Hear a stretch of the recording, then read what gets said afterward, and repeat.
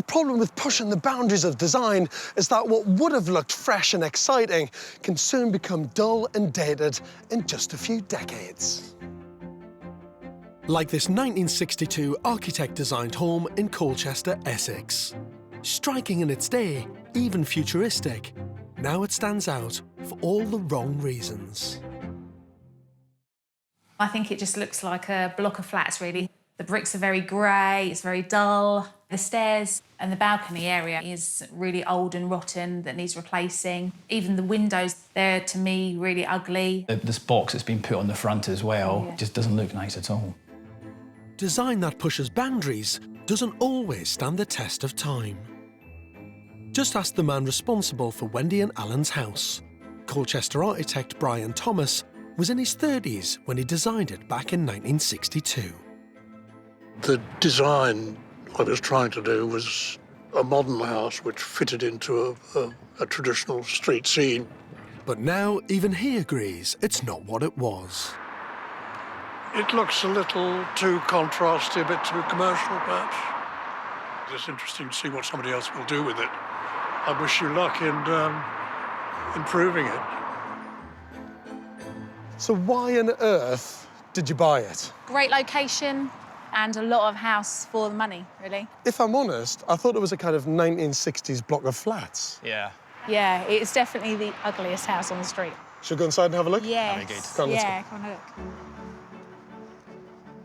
The kitchen's actually quite nice, isn't it? But does it work for you being on the first floor? We spend a lot of time in the garden, so it's just not practical going up and down the stairs if you're having a barbecue or whatever, and then having got the dog now as well, it just doesn't work. It's interesting how thoughts and styles change over time, because someone's gone, oh, let's take that wall out and make it feel a bit more urban plan. Yeah. And then gone, oh, hang on a minute, that means the toilet's now directly off the kitchen. Yeah. Yeah, it's not the ideal place, is it? If you're sitting here having dinner No. while someone's on the loo. No, it's not good. Not great No, at not all, is acoustically good either. No. That is really amazing, actually. You've got loads of room. It's a lot of space. But the house is just so wrong, isn't it? This is where it does feel like you're looking at a block of flats. Yeah. It just feels like a massive barrier to the garden, doesn't it? It does, yeah. Yeah, because you don't want to sit in the garden and look back at that, really. But I'll tell you what you have got is a big, big house with a massive amount of potential. Yes.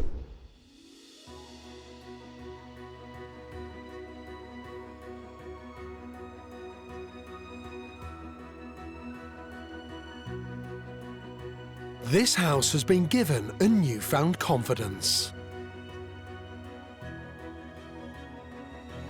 So much more than just a facelift, this is a whole new identity. Oh, brilliant. That is absolutely stunning. Oh, that is absolutely brilliant. The back of the house was bleak and depressing. A stark three-storey cliff face of brick and glass. The change couldn't be more breathtaking.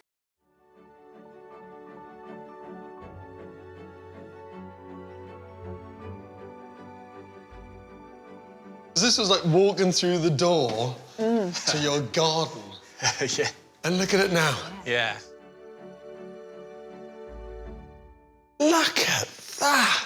The impact is so much bigger than I thought it would ever be. It looks great, doesn't it? Yeah. And I love the glazing above. You get that beautiful strip running all the way through. Yeah. And the kitchen, well, you haven't compromised on the size of the island unit, have you? It's lovely, isn't it? It's absolutely brilliant. Do you know what, that whole view, that's just magical, isn't it? Yeah. And if the inside is remarkable, the outside is truly a sight to behold. And you just step straight out, and then that, oh, it's beautiful.